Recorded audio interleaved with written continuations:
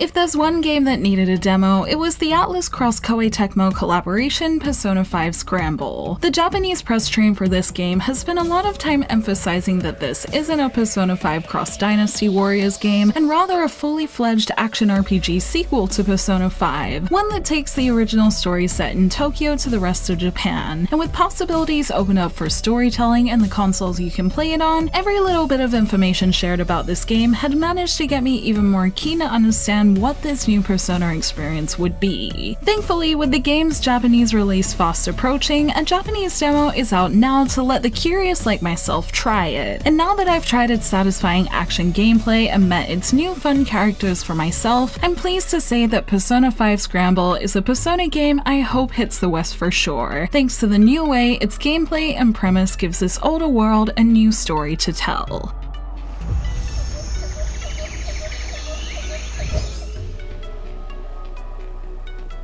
Continuing 6 months after the events of Persona 5, Persona 5 Scramble begins as the protagonist makes his way back to young Genjaya to hang out with his friends during summer vacation. Things start off fine and normal, with the group catching up, downloading a new smartphone AI called Emma, and deciding to go on a camping trip during their 1 month together. However, as the protagonist and Ryuji head to Shibuya to pick up some things for the trip, after a series of events they obtain a keyword that when used with the Emma AI sends them to an alternative version of the city full of shadows that feed on wishes. The full game will see the group traveling throughout Japan into more of these alternative versions of cities in new dungeons called jails that are basically like bigger palaces like the ones from the original Persona 5, and they'll travel through these solving a bigger new mystery that the thieves are suspected to be involved in, with the demo touching what seems to be the tip of the iceberg of part of the first one as it sets up the story. The demo went for an hour and a bit, and throughout manages to both catch up players with the old cast while the new story gets underway, keeping a good pace that both takes its time to make jokes and reintroduce the dynamic between the characters while feeling like it's always moving. Aside from having a good balance of story and gameplay moments, I was impressed by how well written the script was and how its sequence of events in its first hour seemed to be planned out quite intentionally. The sequence of events is very similar to the original Persona 5, sending Joker to young Genjaya, then to a dungeon with Ryuji, and getting trapped in a new world with regal undertones, and the familiar feel along with the near identical UI makes it easy to follow what's going on while still introducing new pieces like its plot points and the incredibly charming AI Sophia. Sophia's introduction is where the story started to feel new, with the humorous moments between understanding what's going on making it easy to feel at home while getting to know what's new, and the tone is what I ended up loving most about it. It keeps the mystery going while still having moments that made me giggle thanks to the light dynamic between everyone, and this contributed to the story feeling like I was hitting play from where I left off in the last game, as all of its interesting new plot points flowed right into this new story with a light and familiar feel.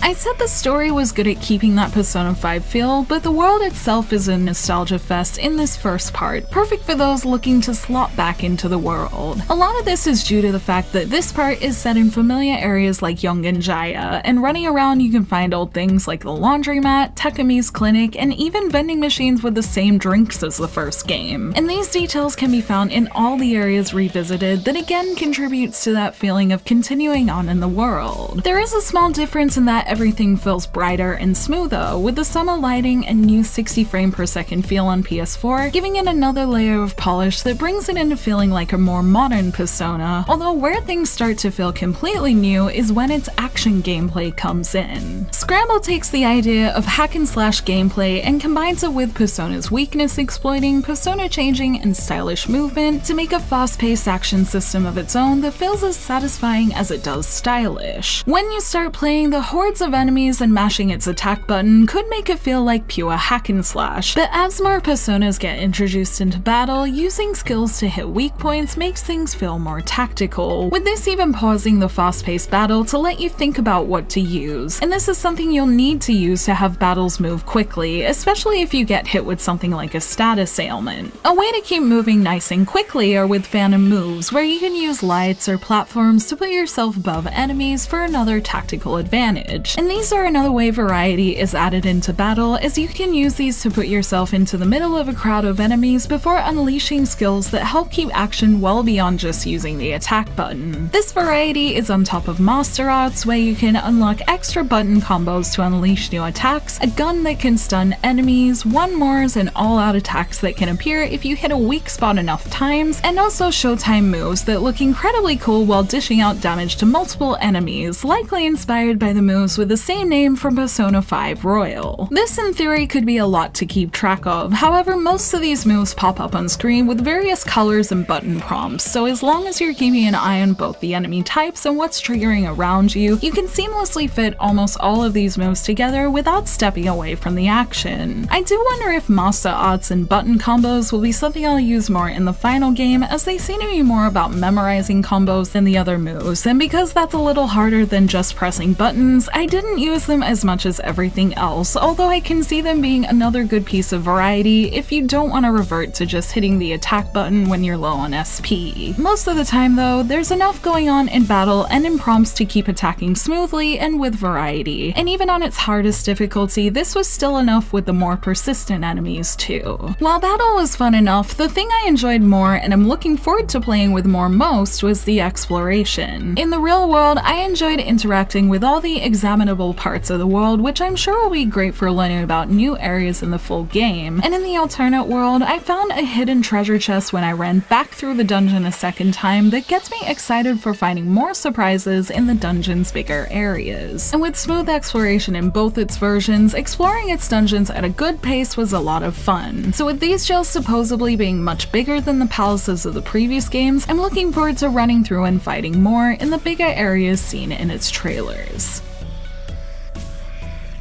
I've mentioned smoothness a couple of times already, and it's probably because it's one of the things I'm most happy about in Persona 5 Scramble, since I've been playing Persona 5 Royal recently, and it's an easy way I can feel the difference between the two games, as Scramble just feels that little bit better. When I speak about smoothness in terms of frame rate though, it's important to note that I'm referring to the PS4 version, as it hits 60 frames per second where the Switch hits 30, and in the PS4 version it was so great to see everything with that frame rate, as I hadn't seen its characters that smoothly since Persona 5 Dance, so it's great to see that applied to actually running around and exploring a world. The Switch version was downloadable before the PS4 version was, so I actually downloaded that first, and I enjoyed it too. It runs at a smooth 30 frames in both handheld and on TV, although visually for Switch, I liked its visuals a little more in handheld mode. On TV, sometimes Switch ports can have what I refer to as Switch fuzzies, where things don't necessarily look bad, but textures that would be sharper on another version have this jagged edge that I find distracting sometimes, and for Scramble this was less noticeable to me in handheld mode due to the smaller screen, so I felt like I could focus and enjoy its story that little bit more when I played like that. If you have both a PS4 and a Switch and are tossing up between the two, a small thing to keep in mind is that cutscenes appear to be pre-rendered and therefore will look as smooth as the PS4 version in those moments on Switch too, and in battles there isn't really a moment to notice any textures that aren't quite as sharp as they could be on other consoles, so it's really down to if you want a portable version or not. Personally, I like to have the best looking version of a game possible since I make videos, and I think this will be a personal decision for most since the game runs as smooth as it should on both systems, and if I end up getting it in both English and Japanese, I am tempted to pick up the Switch version on at least one of them, as I love for more Persona games to come to that console. Overall though, I love the story and dialogue in Scramble so far. The great rock mixes of some of my favorite Persona tracks also did a great job of getting me hyped for battle, and it was cool to see a world I love with some added vibrancy and smoothness, and while I won't be running out to get its Japanese version purely because I'm still playing Persona 5 Royal, I'm still crossing my fingers for a localization announcement soon, and hope we get this demo in English too so more Persona fans can give it a go.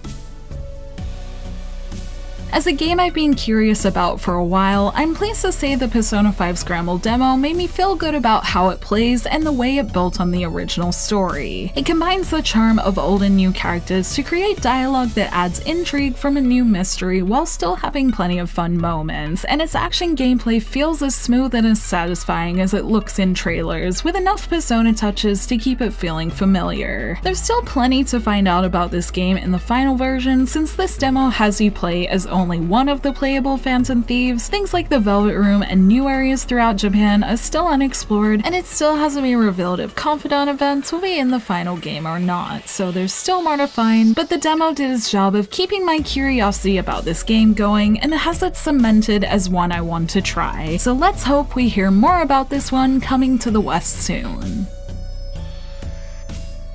Thank you for watching this video. Let me know in the comments below if you've tried the Persona 5 Scramble demo, and if you have, what did you think of it, and if you're interested in the game in general. You can like and share this video if you enjoyed it, subscribe to my channel for more JRPG content like this, and ring that bell to get notifications on whenever I post so you don't miss a thing. You can check out more videos here, and you can find me on social media on Twitter, Facebook, and Instagram, all at JRPG Jungle. Links to those will be in the description below, and until next time, thank you! Bye!